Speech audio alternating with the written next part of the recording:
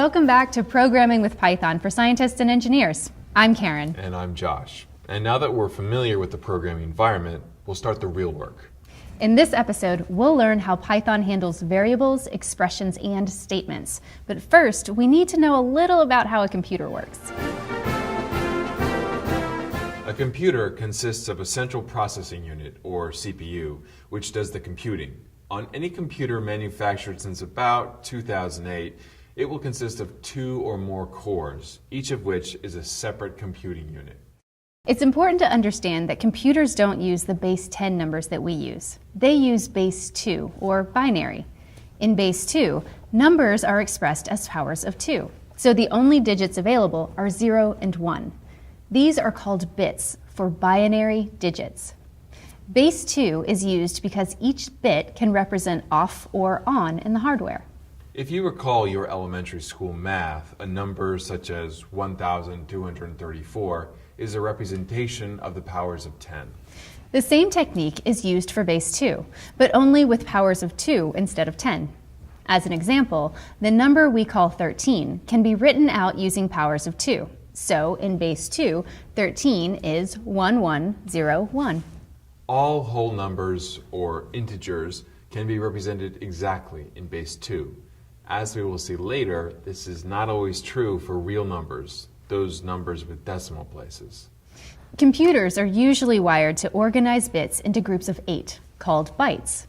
Thus, computer numbers are sometimes written in base 8, called octal, or in base 16, called hexadecimal, which is 2 bytes. When we write hexadecimal numbers, we need single digits to represent the values from 0 to 15. The numbers 0 through 9 are fine, but for 10 to 15, we use the letters A through F. An example of a hexadecimal number is E9. We can compute what value in base 10 this number represents by noting that E equals 14 and expanding E9 as powers of 16. Just as humans have only a very small working memory capacity, a core stores only a few things at a time in the memory right on its board. Most of the program and its data resides in the random access memory, or RAM, of the computer. When you start a program, the instructions and possibly some data are loaded into RAM. As your program runs, it may request more space in RAM. In all modern computers, memory is divided up into words, with each word corresponding to some number of bytes. In newer systems, memory is divided into chunks of 8 bytes. Since 8 bytes is 64 bits, we call this type of computer a 64-bit machine. Every word has an address, which is how the system accesses it. RAM requires power to operate, so when the computer is turned off, everything in RAM disappears. For long-term storage, we need other storage media, such as hard disk drives or DVDs. Data transfer to and from these media types is much slower than RAM, however, even for the solid-state disks, or SSDs, in newer computers. Most of the disk is used for storing your files and data, including things you download from the internet. The hardware within a computer is managed by a sophisticated program called an operating system. The most commonly used operating systems are Windows and Apple's OS X. Even iOS and Android are operating systems. Smartphones are really handheld computers. In fact, your smartphone is a more powerful computer than the computers that were used to put a man on the moon. To be successful at scientific programming, we must understand the basics of how a computer works, including its capabilities and limitations. Even the smallest details, like how a number is represented in a computer, can make the difference between good programming and a disaster. We will keep this in mind as we begin talking about variables, expressions, and statements. In computer programming, variables are not quite the same thing as what you learned about in your algebra class. A variable is just a name for a location in memory.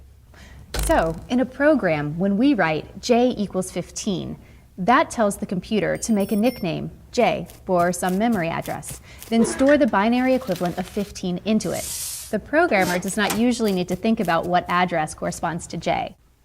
Variable names are chosen by the programmer. Like pets or children, some thought should be given to the name. Remember that the computer will never care what your variable names are as long as they follow the rules of the language, but humans will have to read your programs, and good variable names make that much, much easier. Would you rather try to understand z equals 32, q equals 15, or altitude equals 32, level equals 15?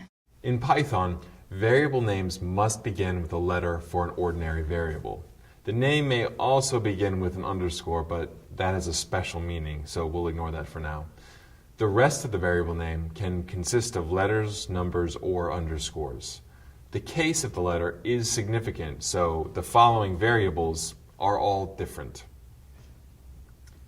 With some exceptions, it's generally best to avoid using variable names that differ only by case in the same file. Descriptive variable names may sometimes consist of more than one word, but the word still must appear as a single name. In Python, the usual convention is to separate words or parts of words by underscores, not by capitalization. For instance, my underscore variable. Since variables are locations in memory, that means they must have something to do with the words in memory. Each word holds just 64 bits of information, no more. We must somehow represent our data within units or subunits of that size. How are we going to do it? We do it with types. Hardware types are direct translations from bits to information. The simplest type to understand is probably the integer. Like a mathematical integer, it is a number that contains no fractional part. Unlike a mathematical number, it cannot have values going out to infinity, but must lie within the range that can be represented by a fixed number of bits. One of those bits must be used to indicate the sign, that is, whether the number is positive or negative. In Python, an integer is 32 bits, or about -2 billion to +2 billion. But what if we have a number that is outside of that range? To solve this problem, Python has a special type called a long integer that does have the ability to take on arbitrary values. Rather than being restricted to what happens in the hardware, a long integer is computed as needed. You can represent a long integer by attaching the letter L to the number. For example, m equals 3 billion L. Most of the time, Python handles long integers automatically.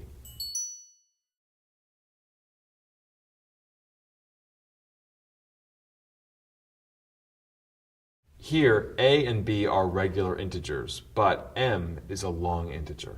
The other important numeric type is called a floating point number, or just a float. It consists of a whole number, a fraction, and possibly an exponent. Normally, we need a sign only when the number is negative. Here are some examples of floats.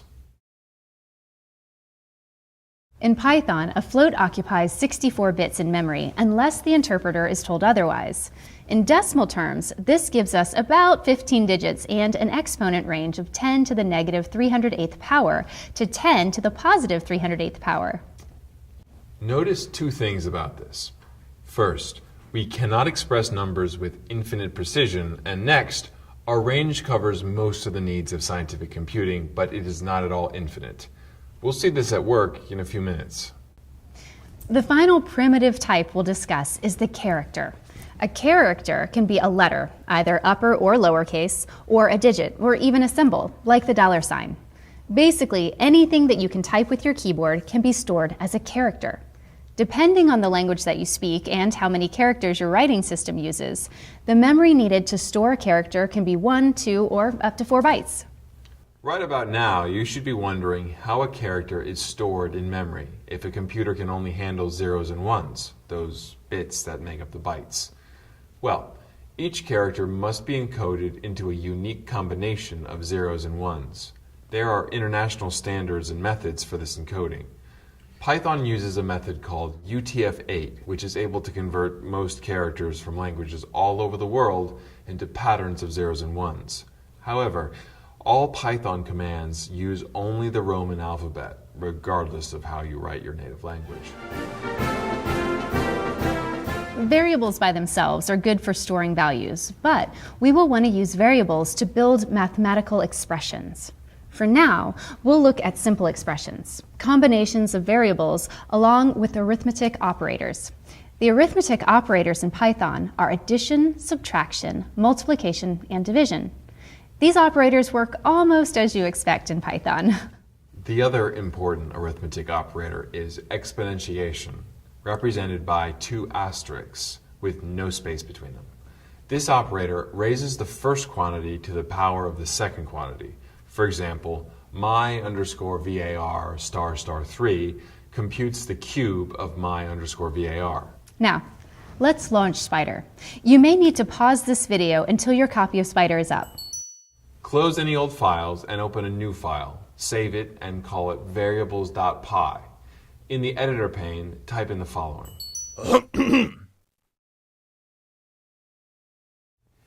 Run the file. Now go to your IPython console and type the following.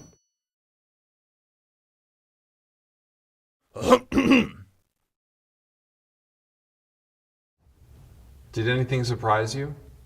These results are a consequence of the fact that floats are converted to binary and back again, and only a finite number of decimal places can be represented.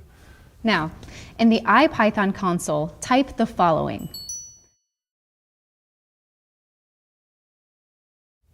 What happened to value underscore 4? Shouldn't the value be 0.3333 or something like that? In this case, no. On either side of the division sign, the types are integers, so the result of the division will be an integer, specifically the largest integer less than or equal to the floating point result. Beware, if used inadvertently, integer division can cause serious errors in your code. Unless you truly intend for a number to be an integer, it is safer to include the decimal point for your numbers. Hence, value underscore 2 equals 1./10 in an earlier example. But what if you're using a variable name and don't know if it'll have an integer or a floating point number? In those cases, you may want to convert from one type to another. This can be done easily using the float or int built-in functions. Type the following code into your variables.py file. Order matters in an expression. Operators always have a precedence so that some have higher status than others. In nearly all programming languages, multiplication and division have equal status above the other 2 arithmetic operators. Addition and subtraction are equal in status to one another, but below multiplication and division. Since Python has an exponentiation operator, it alone has the highest precedence. Evaluation of an expression is in strict order from left to right by operator precedence, unless parentheses are used to group terms. It's better to use too many parentheses than too few. Remember that the interpreter follows the rules precisely to evaluate an expression. It is never confused. On the other hand, we humans are often confused when reading expressions. In your IPython console, type this. Make sure that you have included the decimals and parentheses exactly as they are shown. By studying these expressions, you'll see clearly how multiplication and division take precedence over addition and subtraction. Everything you have been typing in the IPython console is an expression. Everything you typed earlier in your editor pane and saved to your file is a statement. A statement is one complete sentence of a programming language, that is, a single line of code, part of which may be an expression. So far, we've seen 2 types of statements. A print statement, like print hello world, and an assignment statement, like value underscore 0 equals 11./3. The portion 11./3 is an expression as part of the statement. Each line of a Python script must be a statement. However, you can type expressions directly into the IPython console or the interpreter to evaluate them. Statements and expressions in every programming language must follow a rigid syntax, or the interpreter will refuse to carry them out. Let's look at the assignment statement more closely. In Python, assignment statements must follow this format.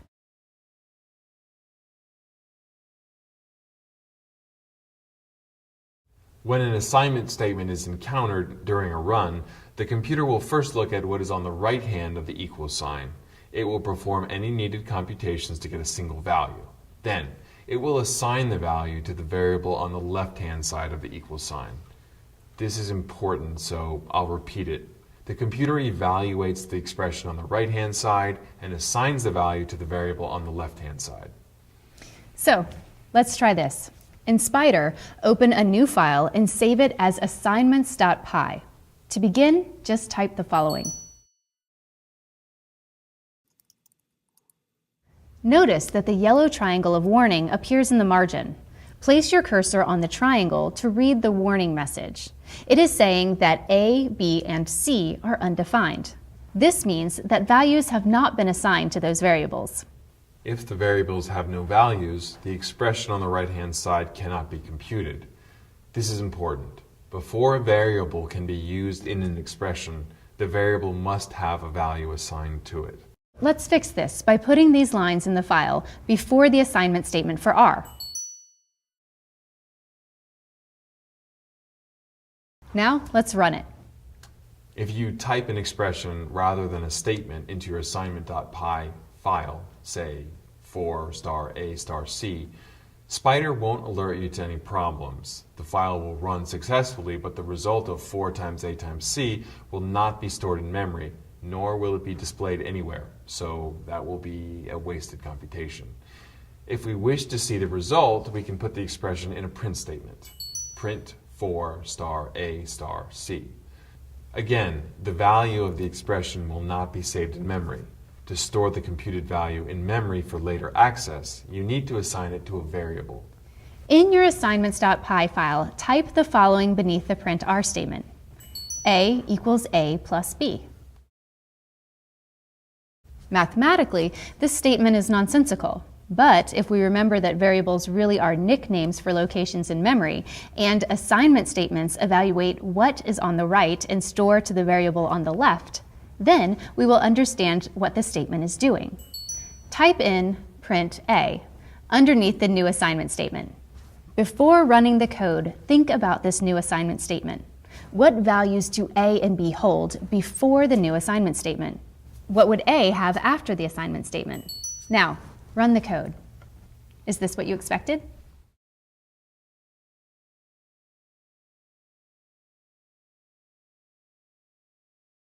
Understanding the assignment statement is important, so we will review it for you one more time. The statement A equals A plus B tells the interpreter to take the current value in memory at A and the value in B, then store the result back into A. The previous value of A is overwritten. It's gone. In Python programming, like many other programming languages, the equals sign is the assignment operator and not an equality operator. Its purpose is to assign values to memory locations, those variables. Changing a variable in this manner is so common that many languages have special operators: plus equals, minus equals, star equals, and slash equals. Thus, A equals A plus B can also be written A plus equals B, and so on for A minus equals B, A star equals B, A slash equals B. Finally, we want to see how to put comments into Python code. Programs are generally sets of instructions that the computer or interpreter perform.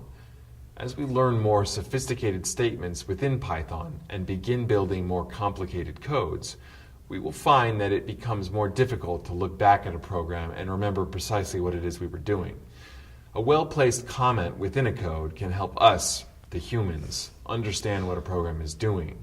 They are completely ignored by the interpreter and so do not affect what the program does. In Python, a general comment starts with a hash mark and continues until the end of the line. A comment can be on a line by itself, or it could be included on a line with a Python statement.